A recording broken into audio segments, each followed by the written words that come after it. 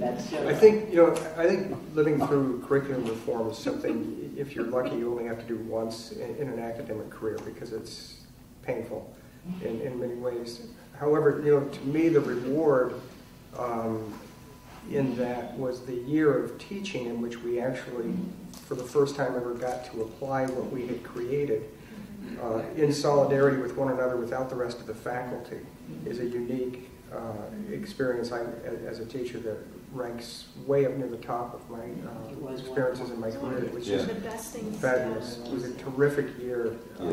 Well, and the original committee and the workshops for new faculty were part of the original pilot program. You could tell the enthusiasm and the enjoyment of the original committee members. We met every week. Yes, we did. Friday afternoons. Friday afternoons. Well, we fine-tuned things after having taught it. Right. Well, that's something though to remember. As you go forward, we're going to look and see how people have done and what worked and what didn't, and hopefully tweak it. I mean, it's supposed to be stable but iterative and improving. So one of the most interesting things for new faculty about the program is the cohort structure and the way that the course is broken up. It allows lots of collegiality and an opportunity for faculty members to work with members from other departments. How did that come about? What was the thinking behind that?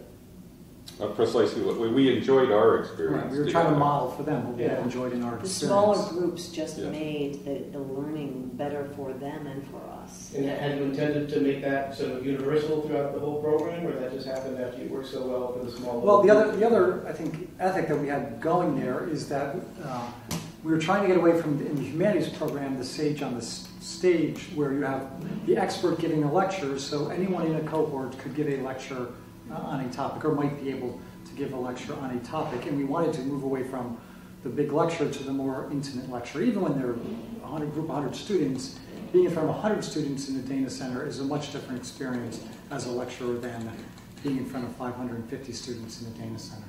And certainly when we did go to the first full year, one of the biggest problems we had was exactly that, the difficulty of communicating with that many young people in the room, and we had terrible problems with behavior at the first Burial of Thebes performance, and that was, of course, one of the reasons we moved away from humanities. That in the 21st century, students have their phones in front of them, they've got their computers in front of them. So we were trying to find ways to combat all that you hear on the media about difficulties young people have disengaging from their media.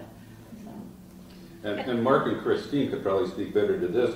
As we progressed, we had the first semester ready when we started teaching it. Right. Then we started designing the second semester, that first semester, and then while we were teaching that, all of the logistics of spreading the thing, going, what do they call it, rolling out the program or going live.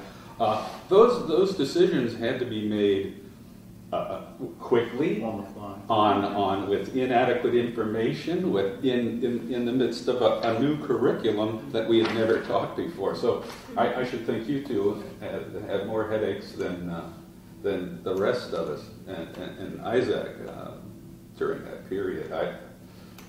More or less, once we had that pilot done, the rest of us sort of sat back and yeah, but I think at that point in the curriculum implementation, we are not only implementing Conversatio, but we're moving towards implementing an entire new curriculum. And so faculty, although maybe anxious or unsure of what they were getting into, were agreeing to teach in the